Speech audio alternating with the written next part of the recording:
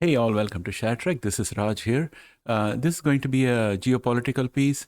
I think it's important for all genomics investors and investors in general to keep track of geopolitics because it has an impact on the share prices and what happens to the markets. Given that we are in the precipice of a big recession, we need to pay attention to geopolitics. This piece is going to be talking about what's happening in the Middle East at this point of time that is putting pressure on Iran to come to the table with a nuclear deal. And that's good for the markets overall. So keep watching. Let's get started.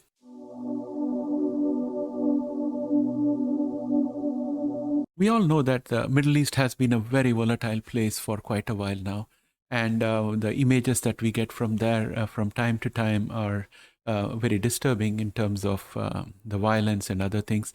But at the same time, the Middle East is a very prosperous area. You have Dubai out there with so much of commercial activities going on, and you have oil-rich countries. Iran and Saudi Arabia come to mind. They have huge oil reserves, high-quality oil reserves. And therefore, it's very important to have a peaceful Middle East. And the rivalries have been going on for a while with Iran being on one side and Saudi Arabia on the other. And therefore, subsequent US presidents have tried to make it their legacy to bring about a peaceful solution to the Middle East. And many have failed. In the most recent administration of President Trump, Jared Kushner was focused predominantly on getting Middle East peace, and he managed to get Abraham Accord signed, which brought Israel closer to many Gulf states. But still, there are some areas where cooperation is lacking. There are some sticking points that Saudi Arabia wants addressed before it can have much closer ties with Israel. So those things still remain. And today's video is going to talk about what is happening in the Middle East and what is putting the screws on Iran to come and have an earnest negotiation with the US to get back into the nuclear deal, and how that's going to help us overall as a global economy and as the stock market in North America when inflation is raging high and the oil prices are high, because Iran has got plenty of oil that is still under embargo. If it's opened up, there's going to be a huge inflow of oil from there, and that can reduce the pressures on the global economy. So that said, let's have a closer look at what's happening there right now.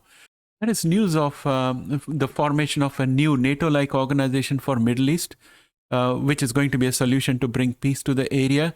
And there are two factors that are driving this. The first one is that the Gulf states are concerned about the rising nuclear ambitions of Iran. And therefore, they have a great deal of interest in getting together to defend themselves. The greater the number of alliances, the greater the strength. So that's what is driving the initiative from the point of view of the Gulf states. The influence of Russia and China on Gulf states is a major concern for USA. And one of the significant factors out here is, unlike countries like Yemen, which don't have resources, Saudi Arabia is oil-rich. Most of the countries in the Middle East are oil-rich, and oil is the backbone of the global economy.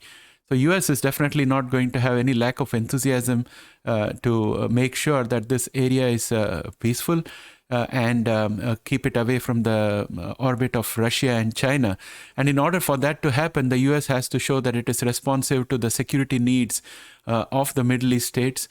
And that's exactly what US has been doing right from the previous regime with Trump and before. And also now Biden is also actively working on that. Meanwhile, the idea of a new defense alignment was underlined Friday when Jordan's King Abdullah II said he would support the creation of a Middle East alliance similar to NATO, and said, I would be one of the first people that would endorse a Middle East NATO. However, he noted that the common mission statement has to be very, very clear. Otherwise, it ends up confusing people. Notably, King Abdullah remarked that there's a growing sense in the region that nations facing similar threats have got to band together. Coincidentally, on Monday, Israeli Defense Minister Benny Gantz announced that Israel has joined what he called the Middle East Air Defense Alliance. It has the acronym MEAD, a US-led regional air defense network that includes the Gulf states that were part of the Abraham Accord. So this is a very interesting development that's happening in parallel. Meanwhile, all this is strengthening the US hands as it negotiates with Tehran in Qatar. to revive the 2015 nuclear deal. The talks have ended inconclusively, but Iran is accusing the US of not having a proper resolve to get this through, while the US has been asking Iran to drop some of its demands. We'll have to watch this space and see where it goes. A deal with Iran reviving the 2015 nuclear deal would result in 2.8 million barrels per day flowing back into the international markets. And that's going to be a really, really good development for the world economy at this point of time. And that could kind of counterbalance the Russian oil embargo that's being imposed by Europe. So overall, it's going to help the inflation situation, and therefore our stock markets will probably have some gains, and the worldwide recession fears and stagflation fears can be diminished significantly with that move. This is where it should be noted that Iran is also under pressure because it's aware of the growing collaboration between Israel and the Gulf states brought together initially by the Abraham Accords. So this is going to put a little bit of pressure on Iran also to come up with a deal, normalize the situation so that it can get back into the international community and build other alliances in order to safeguard its own interest. So there is pressure on both sides, US as well as Iran. We'll have to watch this space and see how it develops. But it suffices to say that all parties are motivated, first, to form a Middle East Defense Organization, and second is to get Iran back into the nuclear deal and put some controls on its nuclear ambitions.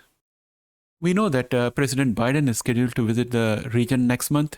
And the question is, will a Middle East NATO-like organization will get formed by when he visits there? Will there be an announcement? Is it in a stage where it's ready to be announced to the world? And also, what if a revised nuclear deal can be in place with Iran before President Biden reaches the Middle East? How is that going to affect efforts on creating this new NATO-like organization for the Middle East? So these are all things that will have to get clear over a period of time. But from an investor perspective, when we look at this, these things are going to take some time. We are not going to get any immediate results in the next 3 to 4 weeks. We'll have to wait for all these things to go through. But these are all a step in the right direction and to take us further away from stagflation. So I think this is a welcome development. But as all big developments, it takes time, and there are a lot of hurdles to be cleared. Saudi Arabia is the major player out there, and Saudi Arabia has not yet signed a deal with Israel. It doesn't seem like Saudi Arabia is going to be averse to signing a deal because it is the major rival for Iran in that region. However, they have got some outstanding issues that have to be worked out with Israel. There are reports that they already allowed some sensors to be put in place for a joint air defense under the leadership of US, in which Israel is also involved. So those kind of things indicate that Accord may not be very far off for getting all of them together to form a NATO-like organization. But potentially, USA will have to do some heavy lifting to remove those remaining objections from Saudi Arabia and get Israel also to the table. And then this deal will be through. Now, we have to watch and see what's going to happen when Biden reaches there next month. Is he going to be able to have a Iran nuclear deal in place before that?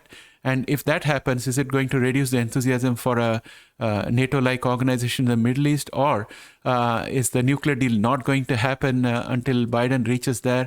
And therefore, he's able to succeed in getting a NATO-like organization formed in the Middle East. So only time will tell. We'll keep watching this space, and I'll bring to you more information as it develops. All of this has a bearing on our economy as well as our stock markets, because once the oil starts flowing freely, the high oil prices are likely to come down, and that's going to reduce the inflation, and the Fed will be less hawkish and will come back from the precipice of recession and stagflation, and we'll be back into some kind of normalcy in the markets, and things can start looking up again. So if you liked this video, please press a like out there, and if you have not yet subscribed, please subscribe. Thanks and have a great day. Bye for now.